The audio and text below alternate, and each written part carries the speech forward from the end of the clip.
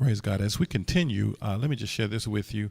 The written formatted lesson that we have may contain additional detailed information. We're basically doing a synoptic review or a general overview of the lesson on audio CD. So I encourage you to also read the hard copy that has been enclosed or mailed to you. And we believe that you will be fully edified and will bring forth understanding. And if at any time you have any questions, you want to call our church office, we'll be happy to discuss this with you. You can call us at 901-752-0307. Now, the next lesson, lesson 5, is the judgment seat of Christ. What is the judgment seat of Christ? The judgment seat of Christ, this is a major event that takes place in heaven after the rapture of the church while the tribulation period is going on in the earth. This is a judgment of the works of the believers, not a judgment for sin. At this judgment, all of the works that we have done for Christ will be judged to determine the authenticity and the motive behind each work. For an example, if we are called to sing in the choir, our motives will be judged as to whether or not we were singing to get glory from men, to get compliments from men, or if we were actually singing to help lead people into the presence of God. There's been a lot of confusion about what is actually church work. The work of the church is ministering the gospel of Jesus Christ, ministering to the lost, feeding the hungry, clothing the naked, and reaching out to those who are in prison, and ministering the gospel of Jesus Christ, singing, working in helps ministry in the church to serve faithfully, to have people to come in to receive the word of God. A lot of times people have got caught up in church doing stuff like cooking dinners, and not to say there's anything wrong with doing that, but those type of works are not the type of works that you really get rewarded for. We get rewarded for doing things to bring souls into the kingdom. Now, if you're preparing food to feed the hungry and to eventually minister the word of God to them, then that's one thing. And when we stand before the judgment seat of Christ, rewards will be given for good works. And as I said with you, we must do things in decency and order and as unto God, not unto men. A lot of times people do works in the church to try to get praise from the pastor.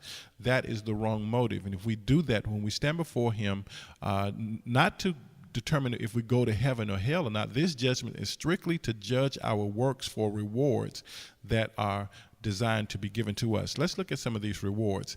In 1 Corinthians chapter 9, I think it's around, well, let me go back up for a second. Let's go back to the scripture that highlights the judgment seat of Christ.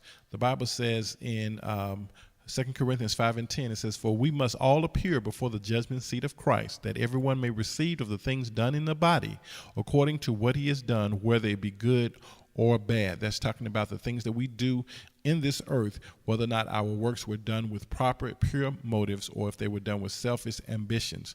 Now, there's a crown, according to 1 Corinthians chapter 9 and verse 25, called the incorruptible crown. This crown is called the victor's crown as well.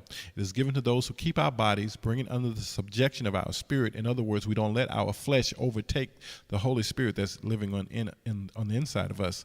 This crown is given to those who purge themselves from pleasures of temptations of the world in order to be used of God. In 1 Corinthians chapter 9, the Bible says in verse 25, "And everyone who competes for the prize is temperate in all things, keeping their body under the subjection of the Spirit. Now they do it to obtain an incorruptible crown." Incorruptible crown.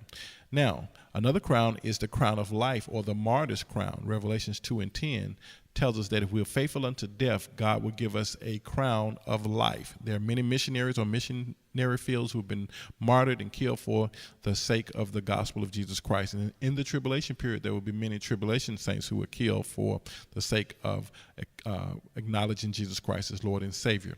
This reward will rectify many injustices Christians have suffered in life. The crown will also be for those who are faithful unto death.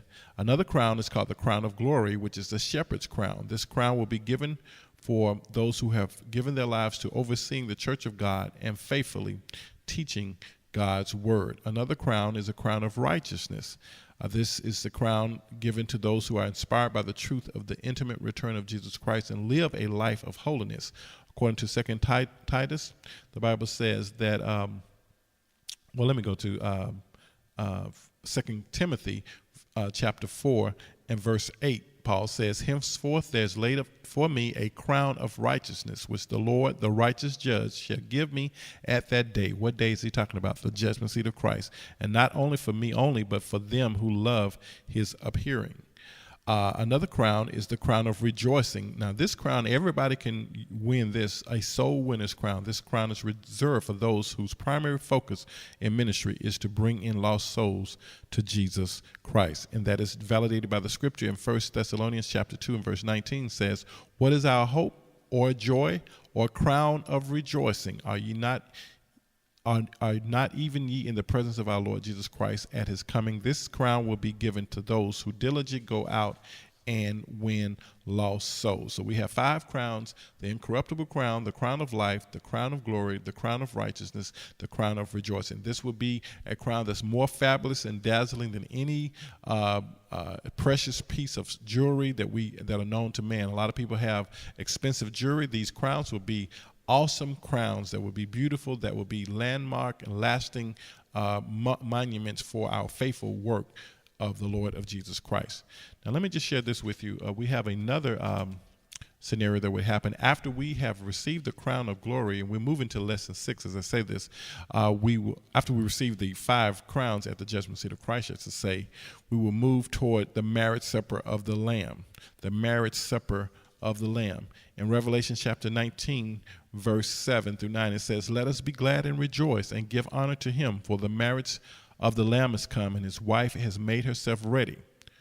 Now, during the church age, we are betrothed or engaged to Jesus Christ, as I said earlier, and we should be totally committed to him, having been purchased by his blood. The groom, Jesus Christ, is going away to prepare a place for his bride. And while he's away, she's tested by separation and should be remaining faithful until his return. After Jesus comes back, he will take us to heaven, judge us at the judgment seat of Christ, purify us through bodily translation from mortality